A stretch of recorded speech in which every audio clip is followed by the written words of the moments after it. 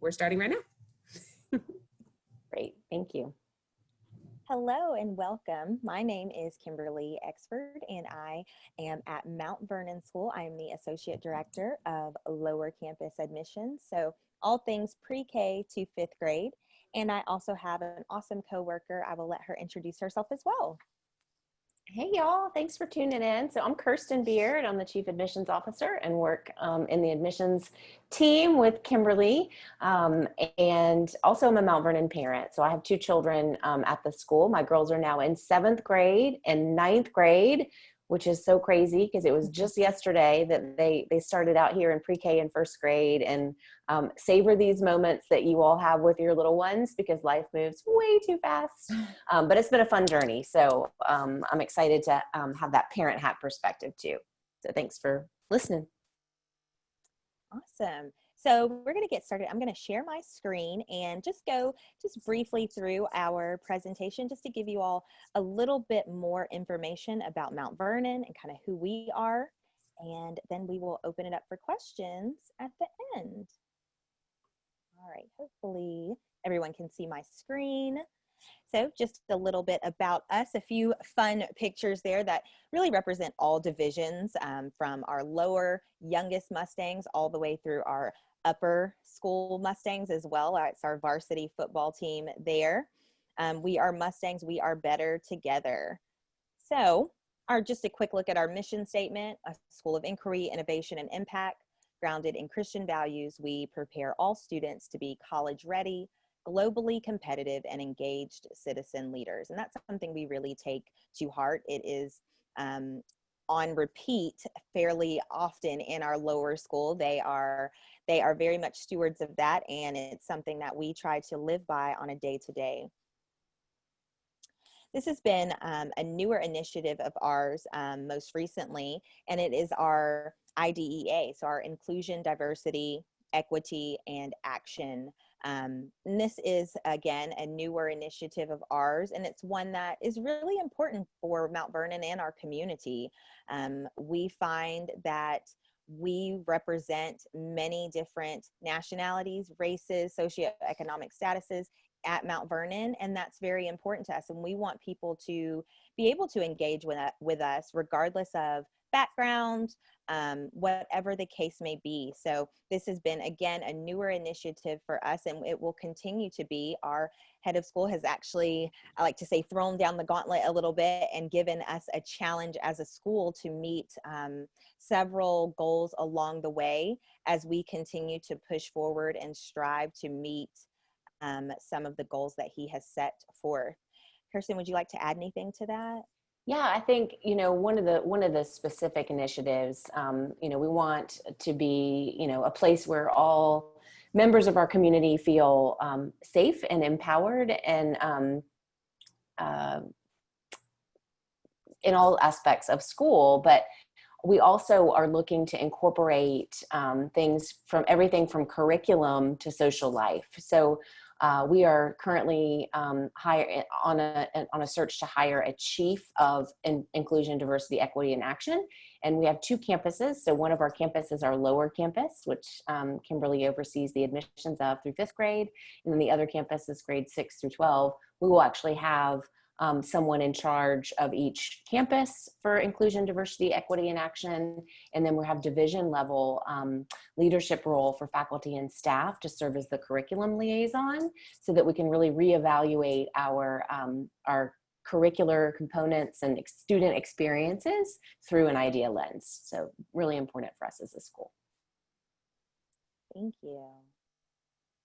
So, not our favorite topic, but one that definitely is important. The health and well-being of our student, and given our current situation, it's something that we want to make sure all of our families are aware of. So we take part in a few different things each day to ensure the safety of not only our faculty and staff, but our learners as well. So that includes a daily health screening, before they even get out of the car and can start their day. There are questions that are asked. Hygiene and physical distancing is encouraged throughout the day. So if you ask your student or a friend, at Mount Vernon, you'll see lots of dots and things like that through the campuses on the ground, just encouraging that social distancing, keeping everyone safe. Face coverings are required by everyone on our Mount Vernon campus currently. So anyone age 2 and above. The only reason we are taking them off is if we are eating or drinking. Otherwise, we are in our mask all day. And then, of course, most importantly, sanitizing and cleaning our buildings regularly and frequently to ensure a clean environment for all of our families. Another thing that kind of goes in line with that is our teaching and learning. And one thing that's really resonated with us has been the right model in the right moment.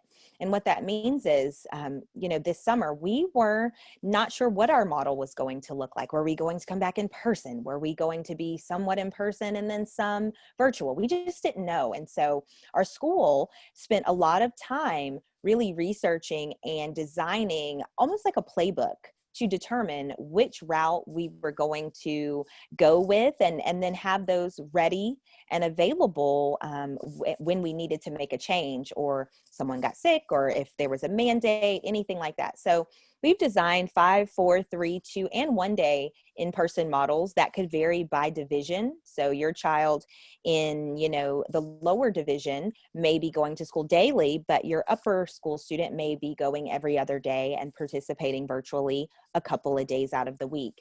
And again, those decisions are being made in real time. So that allows us to pick the right model for the right moment, given each division, and it's ever changing. So we've very much appreciated the flexibility that our parents have allowed us, and the grace that they've allowed us, and all of the changes that have been made in our faculty as well. But we're very happy to be back in person and seeing our students, even with masks.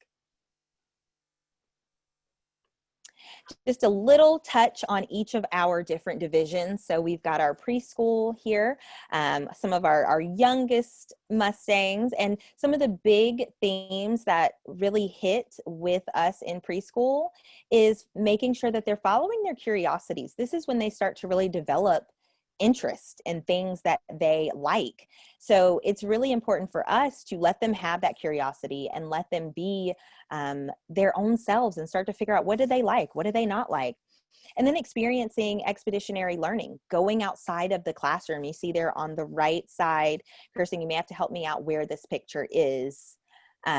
Yeah, so, and these are all pictures with no masks or post March 2020 that have been taken, but a lot like your preschoolers have experienced at the Suzuki program, we also love to inspire curiosity and have visits like this. But these friends are actually in a board suite up in the penthouse of one of the King and Queen buildings, because in their building center they had started to build King and Queen buildings and were super curious. And so they went on a site visit and got to kind of cater their learning all around their curiosities with that building. So, as we're thinking about, most of your children are going to be coming or looking at Mount Vernon for kindergarten, we're providing those types of curiosity experiences for our preschoolers that then blend really nicely into what you're going to learn next about lower school.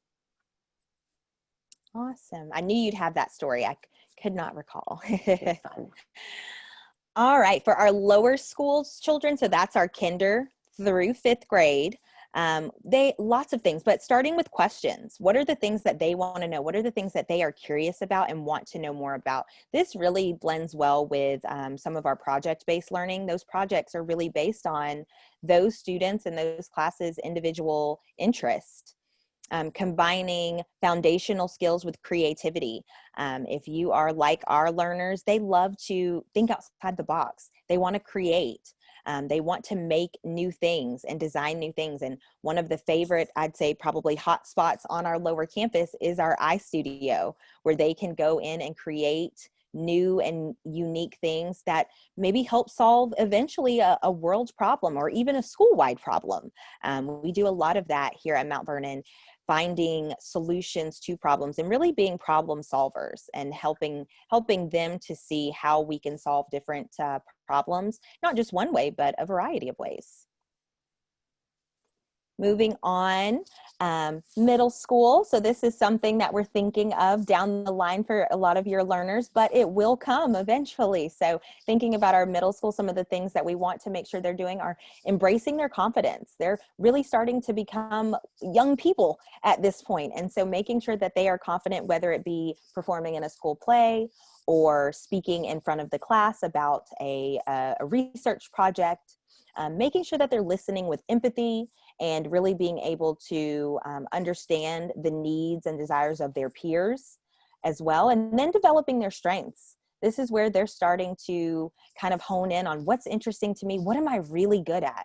What can I, or what do I want to continue to grow and develop, whether it be an athletic skill or an academic one. Maybe you really like math or something like that. So, and with our upper school, this is just a picture of our upper school building. This is actually our brand new building. It was first opened last year. So this is just our second year in it, and we love it. But some of the things that we like to touch upon for those learners are things like engaging in real world work. This is where they're teenagers at this point, and we want to show them how can we utilize some of the things that we are doing in class. How does that relate to outside of these four walls? What does that look like? And that can be done through not only expeditions, but then connecting with a variety of businesses throughout the city and the state.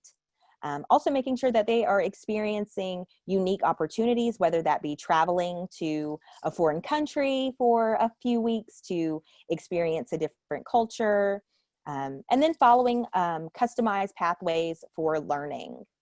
Kirsten, anything you want to add to that? Yeah, I would say as we think about, Kimberly started our session today reading our school mission statement, and everything we're doing from preschool all the way through middle school and upper school closely ties in with that. And we're preparing learners every step of the way for what is coming next. And in upper school, we know we're concluding our program, but we're also thinking about their lives beyond Mount Vernon. And it's really important for them to start to really dive into their passions and curiosities. And within our curriculum, we have some really unique offerings. Students get to choose kind of their own specific topics, much like they've done in lower school with studying a theme and getting into groups by curiosity and question. In the upper school, they might get to choose between their first module of biology. They might lean on brain science biology or global health biology. So they get to explore their curiosities and also tell a story about what they're interested in as we're developing their college placement and thinking about the transcript. So another big thing, another big program here at Mount Vernon is our arts department. Not only are we able to start this even as young as our lower school, but all the way up through our middle and upper school as well. And they have many different theater opportunities. Those are just a few listed there. Lessons in carols, our spring musical. There's a lower school talent showcase. That's probably my favorite one. That's when I really get to see some of our students step out of that academic learning side and really get to see more of their personality come through, kind of like this picture that we see here.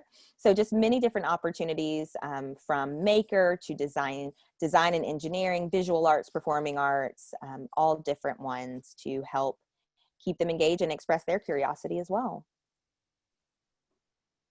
And just another similar slide here, same thing. So our arts department, this is going to be more towards our middle and upper school, some of those opportunities that you see there. So our 72-hour play, You're a Good Man, Charlie Brown, the musical. So it's always fun to see our students kind of step outside of their normal role as a student and really take on that of a character.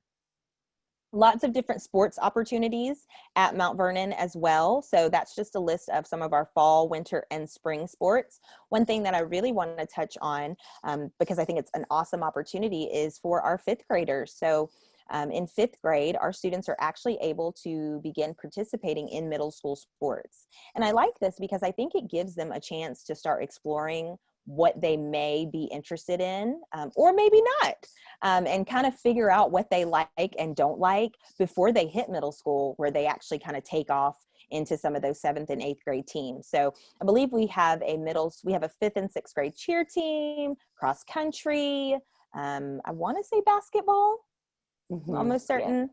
So lots of opportunities there for those younger students to not only participate in some middle school sports, but then also, again, start to identify what things are of interest to them. We definitely like to make sure our students are college ready. So just a few stats here on the left-hand side, 100% college acceptance rate, which is awesome. Over $27 million in scholarships since 2015, and a 65% average out-of-state college attendance as well. So we love talking about how well our students are doing once they leave Mount Vernon. And I would love to just share, I know it's early, but believe me, before you're going to blink and you're going to be thinking about how you're going to pay for college. No, but as my 9th grader is starting in high school. But so beginning in 9th grade, our students actually start working with their college counseling team. So we have 3 college admissions counselors that have all worked in the college sector and are now helping our students to develop those relationships. So it's a 4-year process. And in 9th and 10th grade, they're really kind of starting to think ahead. And then in junior and senior year, they start having individual meetings with a college counselor and then parent meetings. We do everything for you. So you can just rest assured that, that you don't even have to manage anything. So you're thinking about right now in applications for kindergarten and the process.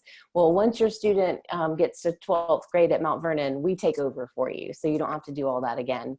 This fun picture of Brandon in front of the map, this is a highlight of the 12th grade experience. They get to put pins each time they apply somewhere, get admitted somewhere, and then choose to enroll somewhere. And it's a big moment. They come in, they burst in the college counseling suite and ring the bell and put their pin. And this is a photograph that was posted on Twitter. So we tweet it, and also it's a fun moment. Just a few additional statistics for you. So thinking about our students of color, students in preschool through grade 12 currently. I think that number has risen even a little more since creating this. More than 80 opportunities for arts in all of our respective divisions. Large campus, 47 acres on both our lower and upper campuses. And I want to touch on that for a moment because it's so great to have all of these spaces that our students can really transform into a learning space. So whether it be our Frontier Playground on our lower campus, or our football field on our upper campus. It's all of them are creating opportunities for students to learn and even just take what they're learning in the classroom outside into the world. External partnerships and 54 competitive sports teams as well. And one of the big ones, design thinking, is systematically integrated into our preschool through grade 12 as well. So a few different things you may be thinking, well, how can I learn more? How can I visit? So there's a few different ways. With COVID, it has created some unique and challenging times. And so we have risen to the challenge and reimagined how we are doing some things. So we have our virtual visit options. And that is a way for you to, instead of having that in-person visit with, let's say, myself or with Kirsten, you can schedule a time for us to do a virtual tour with you instead. And we have a virtual tour on our website that we love to utilize to kind of walk you through different learning spaces within our lower and upper campuses as well. You can tour anytime with our self-guided virtual tour. And again, that's found on our website. And there are lots of great videos that you can use that will kind of guide you through. And then also kind of share your story. Schedule a time to chat with one of us. We love to talk to you all and hear more about your student and kind of their academic journey up until this point. And, it's time for them to now head on to a new school, and we'd love to be that place, and we want to hear more. We have a few virtual open house dates here listed. I will not read them all, but they are available to you. And these are a great way for you to join us live via Zoom and you can kind of learn a little bit more from not only our admissions teams and our administrative leaders, but then also from some current parents as well. They love to come and tell their stories about how they joined the Mount Vernon family, whether it have been last year or 10 years ago. So a really great time to come and learn more and hear from some current Mount Vernon families. And then this last slide here is just how to apply. So we follow a very similar process as many of the independent schools in the area. We use a online portal known as Ravenna, and it's paperless and pretty easy, user-friendly, I like to say. So it allows you to fill out all of your forms, pay your application fee, do your parent questionnaire, and you'll notice a few differences between the different grade levels and between the different divisions. So for our middle schoolers, middle and upper schools, we do a student questionnaire. For all of our grade levels, we do a teacher evaluation form and school records. Of course, those records will look differently depending upon what grade. You all coming from Suzuki, there may not be a ton of records, and that's okay, but we love to hear from those previous teachers and know more about that student. JATP testing for all of our younger students. And then, of course, an admissions assessment for everyone. So we want to get to know them. We want to meet them and kind of learn more about them and what they love to do and kind of how they are feeling about a new school. This is just a quick contact us. So this is Kirsten Beard, again, Chief Admissions Officer, and myself, Kimberly Exford, the Associate Director of Lower Campus Admissions. And then also just a few other members of our team. We have De'Air Fox. He is the Associate Director of Upper Campus Admissions. And then we also have, and I don't think she's pictured, Debbie Barcliff, and she is our admissions manager. So she is usually the first point of contact if you make a phone call into Mount Vernon. She is a great resource for any and all questions. So I like to read this last quote. At Mount Vernon, we start with questions, assume the best, share the well, fail up, and have fun. So hopefully we are at the end, but I want to leave some time for us to answer any questions that you all may have about Mount Vernon. So I'm going to stop sharing my screen and come back to you, and would love to answer any questions that you all may have about the admissions process or curriculum or anything like that. Thank you, Kimberly, for that presentation. It was really, very thorough. So thank you for that. And I love that you guys had the opportunity to join and tell us more about your school. But I had a few questions about lower school. So what are the school hours? Do you have an after school program? What does that look like? Also, I'll just ask all of them. Also, do you have any tutoring opportunities for students who may have just concerns or, situations that may come up throughout the school year? And then also how many classes do you have for kindergarten and what's the ratio? Perfect. All right. I think I'm gonna try to remember them all, Pia, but if I forget, help me out. I wrote them down. Did you? Okay, perfect. So Okay, the first sorry, one, I just bombarded you with questions. Okay, so I think the first one was school hours. So our school day for kindergarten through 5th is 8 a.m. to 3 p.m. But carpool drop-off starts as early as about 7:30 in the morning. So you can drop off on your way to work if you'd like, and they're able to get into their classroom and kind of do a little slow start to their day, so to speak. Help me out. Question 2. So we do have an after school program. After school. And this year we're phasing that in. And next week is an exciting week because our lower school students are going to get to start to stay until 5 p.m. And I know parents are thrilled. Parents are ready. Yes. Yeah. Right after that school day ends at 3 o'clock. In a non-COVID year, we have a whole host of after school opportunity offerings that parents can elect to participate in. There's a full dance program. There are sports opportunities. There's things like Little Vets and Take It Apart Club and coding and chess. Those haven't happened yet this year, but that's usually an opportunity. And then in a typical non-COVID year, we have care until 6 p.m. that families can opt into. All right, tutoring question, Kimberly. Oh, I'll take this one. So we do offer several different kind of ways for students to continue to receive that support even during the school day. It's in the form of an outside provider, and that could be just a general academic tutor. It can be a speech therapist or an occupational therapist. And we partner with quite a few in and around the Sandy Springs and Dunwoody area, and they are thoroughly vetted and background checked and all of those good things, but they are able to come onto campus and actually work with our students here in school. Now, COVID has presented its own set of challenges for that this year, and so it looks a little different in each of the divisions, but it is definitely an opportunity for our students to take advantage of those services prior to the end of the school day, when some of them are just fatigued by that point.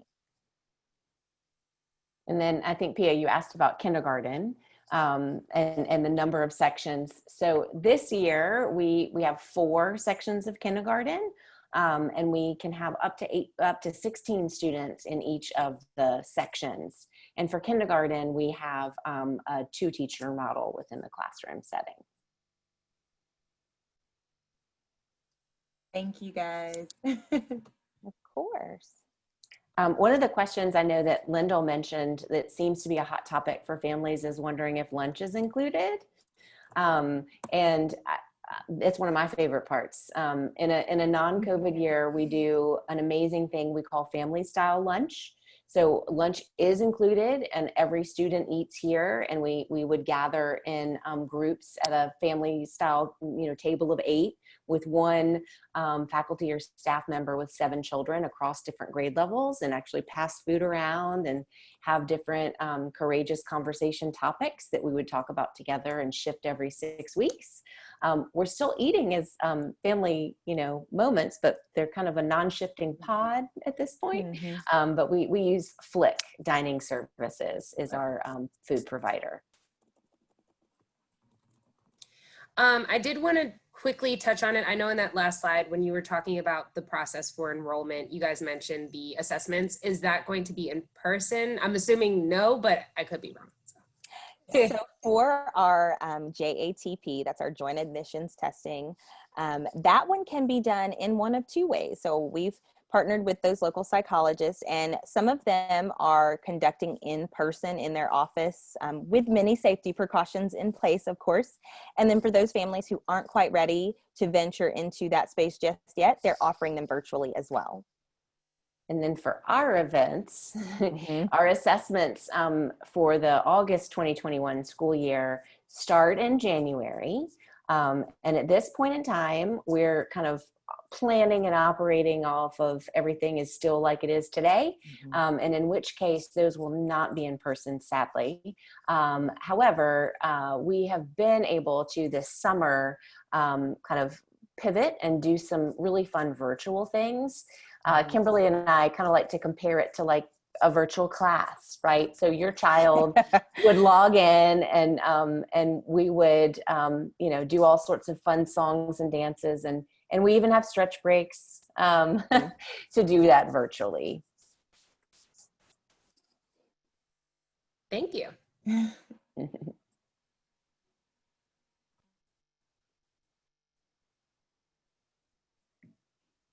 And do any of our parents have any questions? You can go ahead and unmute your phone if you would like to ask a question or 2.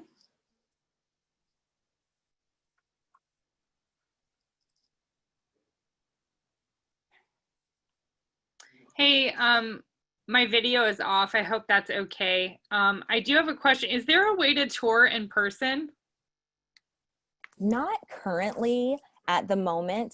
Right now, we are being very, very cautious about who comes on campus. So even our current families, our current parents are just dropping off their students in carpool right now. The only people allowed inside of the building at this moment are our students and our faculty and staff.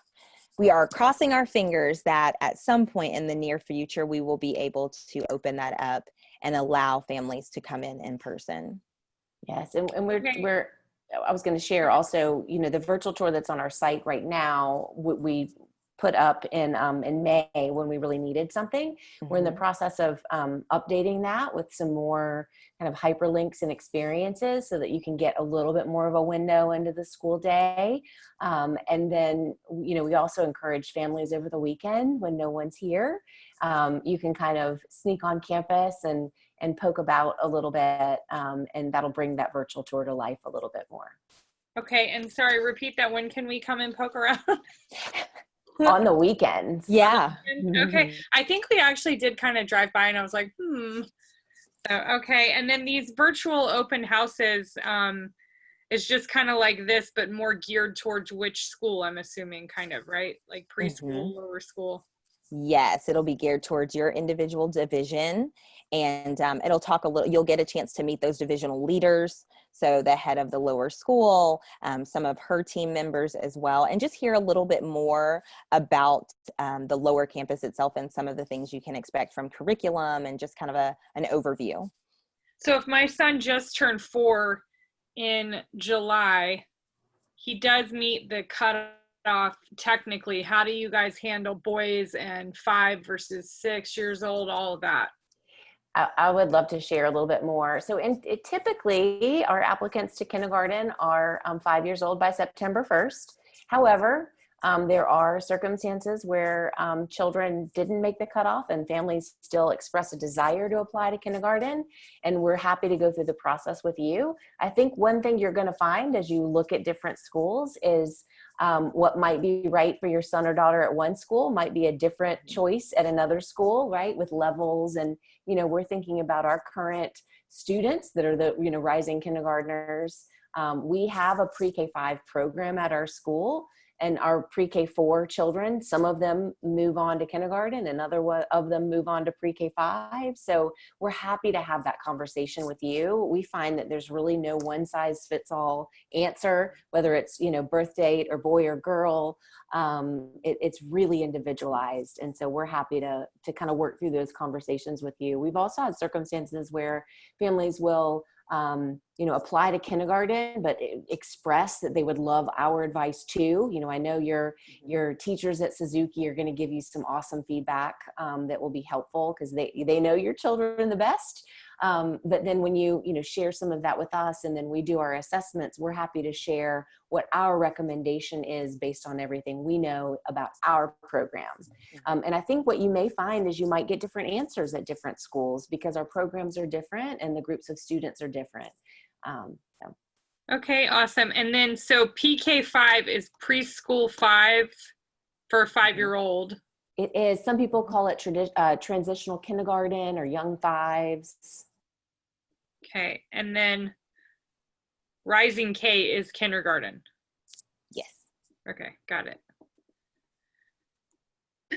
I had a question about foreign language. Do you guys have that in your curriculum for the younger children, or is that something introduced later on?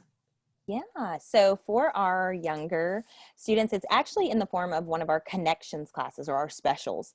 So what that looks like for a schedule is we have about 5 connections classes. They are maker, visual arts, performing arts, science lab, and Spanish. And so our schedule allows for each of our students to participate in one of those connections classes for about an hour each day. And it just rotates. So Monday may be Spanish, Tuesday's visual arts, Wednesday is science lab, and so forth. So it just allows them a chance to get to experience those each week. In terms of our foreign language, they do take that Spanish, and it starts out again very, I would say in our lower levels, and you can help me out, Kirsten, I think we're looking at more like letters and numbers and colors and some of those basic pieces of that foreign language. And then, of course, as they hit middle and upper school, we're going to increase that, and it's going to become more of a foreign language requirement, things like that. Yeah, in our 6th grade, we have a survey course where they take a trimester of each of the 3 offerings. And then in 7th grade is when they select one of them. Thank you.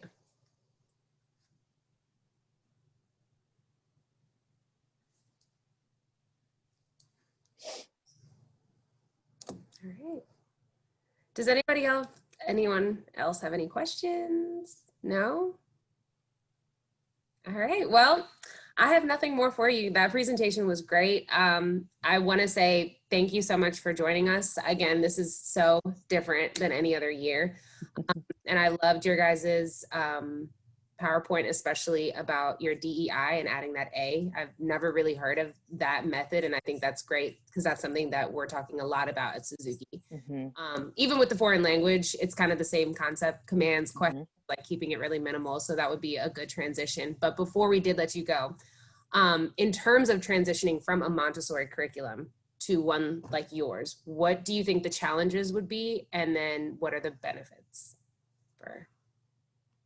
Yeah, I think I'll start this one. I think one of the challenges I've seen has been just the difference in terms of a little more structure from Montessori to coming into the more traditional classroom setting. And I wouldn't say that it's been something that has been difficult for our students, but it's definitely a learning curve for them because they're coming from something that is not what they're used to doing. Just like if they were coming from being at home with mom and now going into that traditional school setting. So I definitely don't think it's been a challenge for them, but I do think it's been something that in our lower grades has been very helpful, that our teachers are well prepared for those kind of learners and helping them to kind of navigate what is now a new school day for them. And I would highlight, I think one of the advantages really just ties in with our project-based approach, with choice-based. I think, our students that are coming from Montessori or, similar curricula, we can tell that those students are, they're the ones that don't just sit back and wait and be told what to do, right? They're starting to express and ask their questions and really guide the learning in a really positive way, but a little faster than their peers. Thank you. That's often a huge question for me with parents, so that helps out a lot. But I don't have any other questions. Again, we are so thankful that you guys could join us today. And if we have any questions from families, if it's okay with you, we can just forward them to you or give them your contact information. So I'm sure we'll get more questions later on. I do have one quick question, if you don't mind. I'm sorry, I'm the annoying. No, perfect. Go ahead, Danae. I see on your website, and I think this is great. Just wanted to, you probably touched into this. I was a little tiny bit late as well. On your website, it says grounded in Christian values. How much of religion is in your curriculum? I would love to share a little bit more about that. So we, as a school, we chose that phrase for our mission statement because it's the values that's important to us. So rather than being a faith-based school, we are a Christian values-based school. So, and the values that we highlight, we do have chapel once a week by division. This year, we're not doing it all in person in one big room. It's virtual that we watch it together. But you may be familiar with the fruits of the Spirit from the book of Galatians. So love, joy, peace, patience, kindness, goodness, faithfulness, and self-control. So those are those kind of values that we're talking about. So those might come into play in a morning meeting as we're discussing, maybe conflicts that we're having or sharing something that's going really well. As far as a religious component, I would say there are moments for students to grow in their Christian faith, but those moments are not mandatory moments or part of the curricular piece at all. And we do have families from different backgrounds and faiths that are here. Cool. I like it. Actually, I was going to start taking my son to Buckhead Church, but now it's not open. And he's asking about it, so he asked me who God was the other day. I was like, oh, I think, it's hard. So I like that there's a little bit there. That's good. All right. I think I'm good. I'm good. So thank you so much. Thank you for joining us. Thank you. This has been fun. Yes. Thank you so much. Again, we literally cannot say it enough. I'm going to stop recording now, and then